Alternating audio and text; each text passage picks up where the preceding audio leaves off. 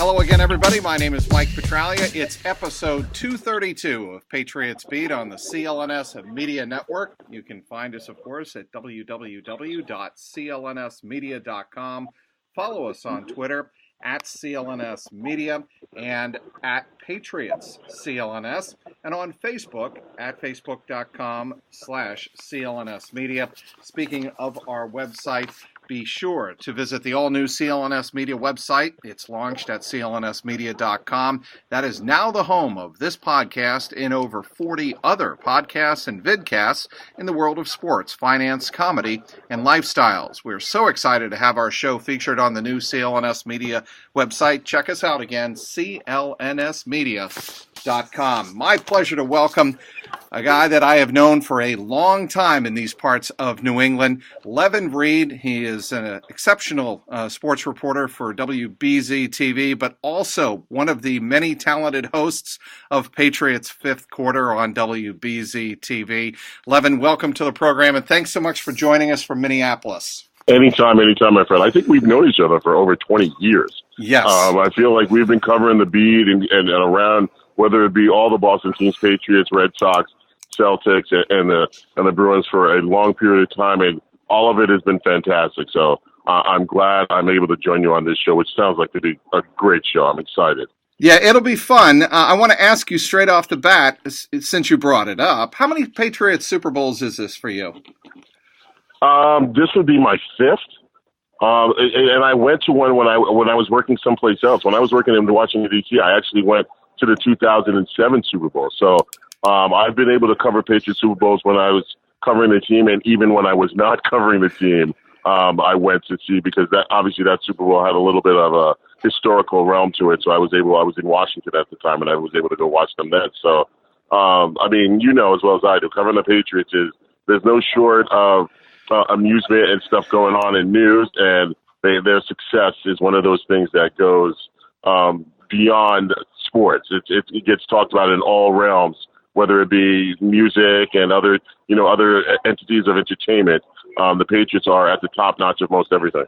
Were you there for the equipment malfunction, the wardrobe malfunction of one Janet Jackson? Was that your first one? I was there for when Justin Timberlake. My first one was 2001. That was U2. But I was also there for the Janet Jackson malfunction. I was there for it. I just don't remember the year. But I was there for that one where Justin Timberlake and that whole thing happened, and it was kind of a mess. It's ironic I bring that up, right? This time around for the halftime show?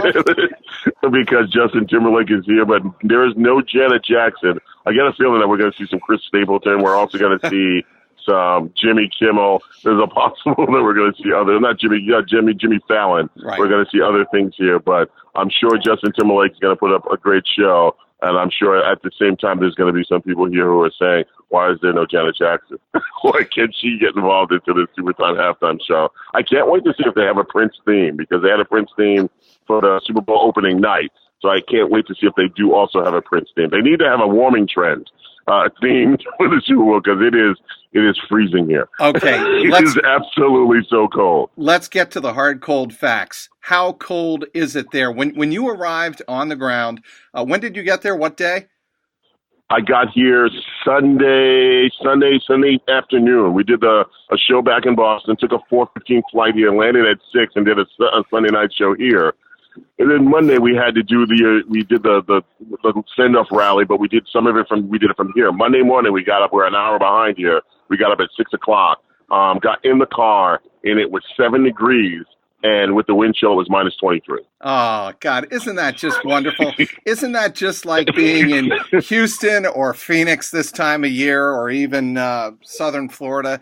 It's just like it warms the cockles of your heart to think that, wow, we're getting away for a week of football festivities, and the fans are just going to be thrilled to get there. The New England fans, when they get there and they find out it's like I think it's supposed to be 4 degrees on Super Bowl Sunday. But, so brutal. So and the funny thing about it, Go ahead, Levan. No, you go ahead. The funny thing about all of this is that you're exhausted from carrying as much clothes as possible to go inside, and then you get exhausted to bundle up to get in the car. I mean, every place you go is a little bit colder than the last place you were at.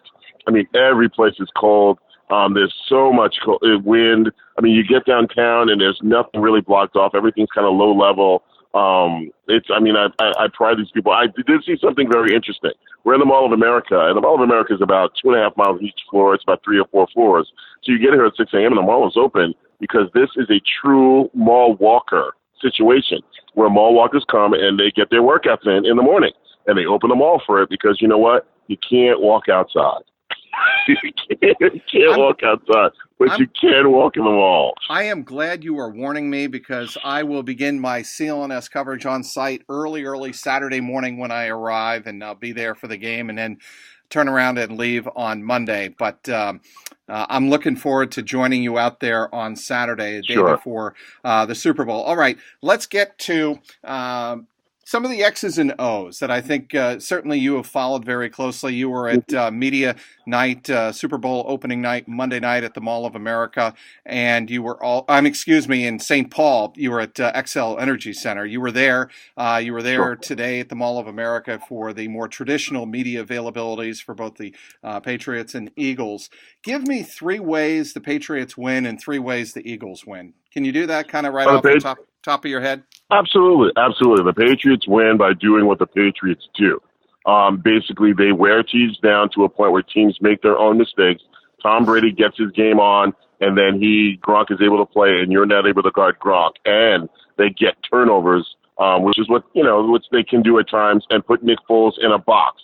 We all get the feeling that Nick Foles, that Chip Kelly's going to play a big part in it, meaning Bill Belichick was able to call Chip Kelly and say, tell me about this RPO, this run-pass option, and how do I put Nick Foles in a box? So the Pats can win by, 1, getting the ball to Gronk and making sure that Gronk gets his game on and Brady does his thing, and they play the 60 minutes, and they kind of slow down Nick Foles and make Nick Foles more of the issue, where I think Philadelphia, they don't want Nick Foles to be a statement piece. They want Nick Foles just to be kind of moving the offense and kind of just be a conservative player.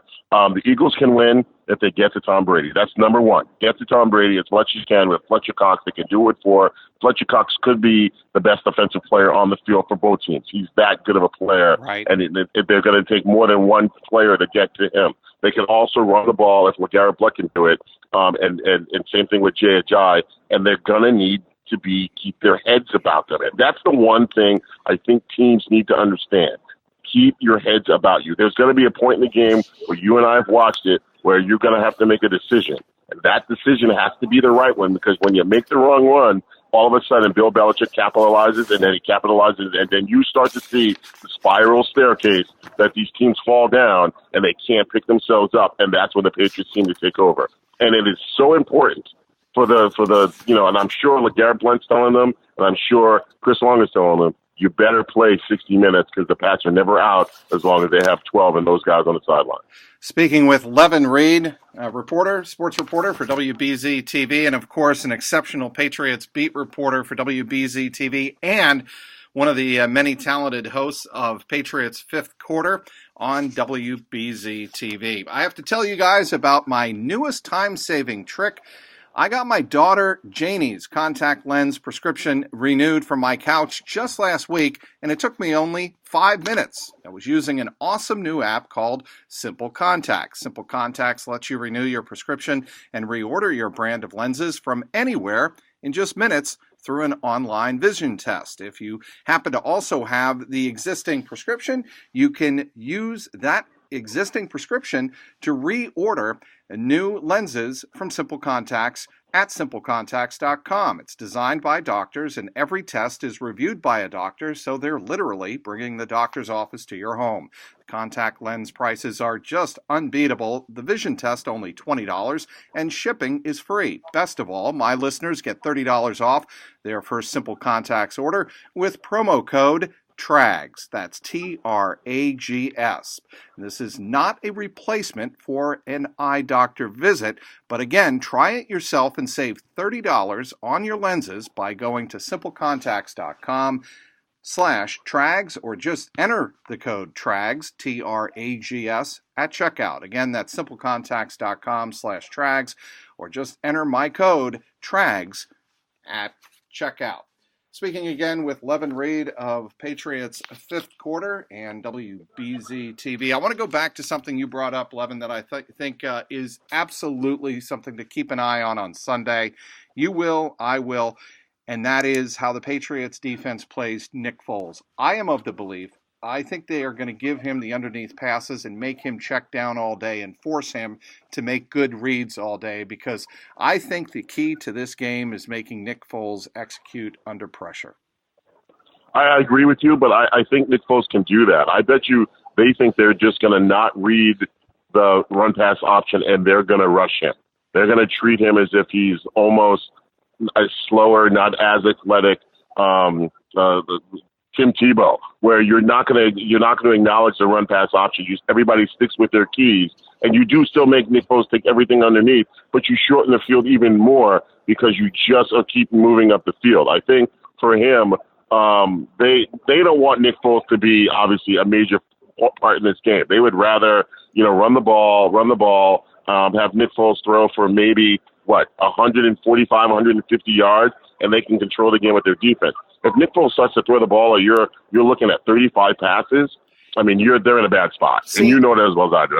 If they're doing 35 passes, they're in a bad spot. That's true, Levan, but I'm not so concerned about how many times he throws. It's the type of throws he makes. Because in watching that Vikings game last Sunday, I'm thinking there is no way in the world that Bill Belichick and Matt Patricia let their receivers, Alshon Jeffrey and Torrey Smith and the whole crew of the Philadelphia Eagles receiving corps, Zach Ertz for that matter, get past the likes of Deron Harmon, Patrick Chung, Malcolm Butler, and Stephon Gilmore. You are not going to allow Nick Foles to go vertical. I agree with you. And I'll tell you two things that you said there. One, Patrick Chung, how good is he against tight ends? So now you watch Ertz kind of turn third downs into first downs, and that's still going to happen. He's a great player. It's not going to happen as much, and they're not going to hit 53 yards on 3rd and 10. I mean, it's just not going to happen. The Pats had trouble giving up the deep ball early in the season, but they've been kind of solid since then and getting things done. And if you get pressure on him, I get the feeling that he's going to have to settle for 15 and under. I mean, with those 53-yard passes and the passes down the field, I just thought Minnesota was just out of their game early. I mean, they got 7 up on the board, and all of a sudden they fumbled, and all of a sudden they were driving again, and they fumbled again, and one was taken back to the house. They were just taken out of their game, and maybe that's the position that the Pats would like to do. I mean, you would like to take Case Keenum had been playing perfect because he'd been playing ahead, and all of a sudden he had to play behind. And guess what? He's not that type of a guy. I get the feeling that's how Nick Foles is. He's been playing ahead, but when he has to play behind, you're asking him maybe to do too much. And you know as well as I do, the Pats can come back from behind. I'm not sure a lot of teams understand how hard it is to come back from behind. It's just it's not in their nature to do, especially in this game. Now, we're not talking a regular season game. Especially in this game. This is the game where you get a chance to see teams medal. You and I have seen this team in the red, white, and blue of the Patriots have that type of medal. The Eagles have yet to show what this game is like and how they're going to perform on this stage. You're going to get a chance to see on Sunday. I just think the Patriots do a better job than anybody else in the National Football League, and for that matter, pretty much all pro sports, of slowing the game down when the game is at its most critical stage. Answer me this. How do other coaches not pick up on certain things that the Patriots do, and they're the only ones that do it? Why are other coaches, you and I have been to how many games where we have to put our finger exactly on when the other coach has decided to make a bad call here? And why do other coaches not see what they need to do to win the game, and the Patriots seem to be doing it every time? Why is that? Because I think some of these coaches think I know better. And I think that's kind of maybe somewhat the arrogance of being a head coach in the National Football League. There's so precious few of those jobs that each coach has their own personality, and they don't want to acknowledge maybe even internally to themselves said, hey, look, I need to pay attention to the way Belichick is doing things. And I think, the ones who pay attention to what he does, I have always thought that Belichick gives the opponent kind of the game plan of how they're going to attack them and what they're going to do if they screw up. Or if a game turns a certain way, this is what I'm going to do at this particular point. And I just don't think coaches spend as much time or are not as diligent, and they don't pay attention to details. And Belichick clearly pays attention to every single last detail. I remember we've been to the last 2 Super Bowls. What did Belichick talk about against Seattle? Against Seattle, he tried to work on that Malcolm Butler play more than anything else because he thought he might need it. So guess what? They needed it. And then against Atlanta, he said, you know what? We might want to do a little bit more on the 2-point conversions because we think we might need it. And again, they needed it. So let's go back to the AFC Championship game. I watched that game, and I'm sure you did. I felt like Jacksonville played well, and then they ran out of plays. They brought 40 plays. They did their 40 plays perfect, and then they ran the wheel again. And the Pats were like, okay, if this is all you have, then guess what? We're going to catch up. And I think teams have got to be prepared, and they're not. But they have to be prepared to keep playing. Keep playing as hard as you can with different looks and different plays. And I don't think teams do that. And I think that's why the Pats win these games. I don't know. I thought that the Jaguars could have gone back to Corey Grant a lot more than they did. I know you think that they went away from the wheel play. I think they, here's the other thing. I think some of these teams, Levan, outthink themselves. And they're like, oh, we can't keep doing this. And why? Why not? Why can't you keep doing it if it works? They ran through all their play action. In maybe the first 2 quarters, and then they were done. And they didn't use Corey. I agree with you. I thought you go to Corey Grant. I mean, there's nothing that says you have to keep going to Leonard Fournette, especially if it works with Corey Grant. There is no reason for if it's working, you got to stick with it. And they ran through all those plays, and they were like, okay, we're done with that. Corey's done for now. And I was like, really? That's it? It was so strange to watch them just give up on something that was working. Talk to me about the mood of the team, the Patriots, Levan, and what you were able to pick up on in the first couple of days there. I mean, I throw out the Super Bowl media opening night kind of because it's its own entity. But, sure. Tuesday, when you were around the team and, it'd just been less than, 14 hours since the opening night festivities at the XL Energy Center. What was the mood of the team, some of the key players? They're the most relaxed I've seen them in a long time. And I'll tell you a couple of things. I mean, Brady's answering questions and trying on hats and doing whatever, talking about possibly drinking tequila and all this stuff. I mean, they're as relaxed as I've seen them in any of the Super Bowls. And Bill Belichick's relaxed. Someone told him a joke and he laughed for a little bit. He did different things here and there with some of the media. They play with the media. This is one of the few Super Bowls that I've seen them in that they're actually enjoying the time these first couple of days. And maybe it's because they have so many guys that were here last year, so it's not a matter of clamping down. Also, and this is going to be a strange thing for you to figure out, they're the fan favorite. So, because of what happened with Philadelphia playing Minnesota in the NFC Championship game, the Pats get to opening night, they mention the Patriots fans, and people are, cheering. All the Vikings fans are cheering. Tom Brady gets his cheering. It's like cheering for the night. It's the weirdest thing I've ever seen. I mean, and then the Eagles get out there and they get booed. So it's weird that the Pats are the favorites in the room because as well as I do, whether you're on the road or anything, the Patriots are never the fan favorites. They're the ones that get booed. So I think the atmosphere, also too with Tom Brady having family here in Minnesota, I think the atmosphere is a pro-Patriots atmosphere, which is very helpful for the fans here because we're talking Tuesday, I'm in the mall. There's a lot of 12 jerseys, a lot of 87 jerseys, a couple of James White jerseys. There's a lot of Patriots fans who've made the trip either early or they were here already because Tom Brady's mom is from Browardville, Minnesota. So they've always been here and they understand what this is. And so it's almost as if Tom had said, he used to spend some of his summers in Minnesota. Well, now he's the kid coming home. Why is covering the Patriots different than covering the Sox, Celtics, or Bruins in the playoffs, Levan? Because I know you've covered them all. Probably a little with the access and because the games are a little bit different, meaning everything is put into one game because when you're covering the Sox and the Bruins, most games are best of 7. The players will tell you that the one thing they want to do is they want to practice next week, which you never hear from teams during the regular week, the regular part of the season. I mean, everything has a finality in the NFL. You want to be that last team standing because it's only one game you can play. Covering the Patriots is different because of that one. It's just football. These guys want to practice too. The atmosphere that Bill Belichick brings, and for you to buy into this atmosphere, I think it's harder than any of those other groups. It is hard to be a Patriot.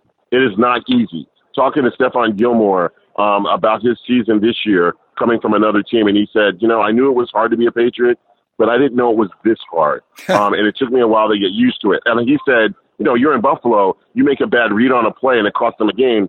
By Tuesday, maybe Monday morning, no one thinks about it. He was like, it was like 3 weeks. It was like 3 weeks. They were talking about a bad read I had in the first game. And I'm like, yeah, that's what this is about. So you have to understand, and you got to get your mentality set, honestly, that you can't worry about anything. You got to get on. You almost have to be a closer. Every player, 53 to 58 of them, have to be closers, because if you make a mistake, you're going to hear about it whether they win or lose. And he didn't understand while they were winning, they were still hearing about how he was a bad cover guy. And then all of a sudden, he finally kind of got into the groove of things and understood that this is what this is about. It's live or die for a lot of the fans here, and that's why the team plays so strong and so well. And I think that's why when they lose, guys are so beat up about it, because they practice so hard to do everything they need to do, put everything in it, and then they lose 1 or 2 games a season. It's like death when they lose. It's not like it's supposed to ever happen. So they just need, I think that's what it's like covering them. I think it's honestly some of the best feelings and honest feelings from players, because when they win, they're so elated because they put so much time in, and when they lose, they're so distraught because they can't understand how it happened. Well, Levan, all you have to do is take a look at the Facebook documentary for Tom Brady. That comes from the top. Yeah. And the latest episode, the episode number 3 that just got released, him giving grief and crap to Julian Edelman and Danny Amendola when they're working out, and others that he took up to Yellowstone in July before this season began. And you see the fun side of Tom Brady, what it's called, the social side of Tom Brady. But you also see the very serious side, and why this mentality starts well before the season begins. Yeah, and it's good to see how this works for him. I mean, you never understand how much he commits himself to football until I got a chance to watch this documentary. And you've heard him say that when they lose, he's not good to be around, and you understand that he says that he could do this forever. And then to watch him say, I could watch 5 hours of film and not even move from his chair. And you watch how his family has got to kind of calm him down after a loss. I mean, and I think that's from the top down, like you mentioned. That's the feeling that these guys see that maybe we don't see. I mean, I can't imagine what those practices are like when they are struggling, when they are going through it. I thought that one of the most telling things I saw in that room when the second episode was when he had to shoot the things for the Aston Martin, and he had trouble lifting his arm up because his shoulder was so sore. And that was the week he got the MRI to check to see what was going on with that shoulder.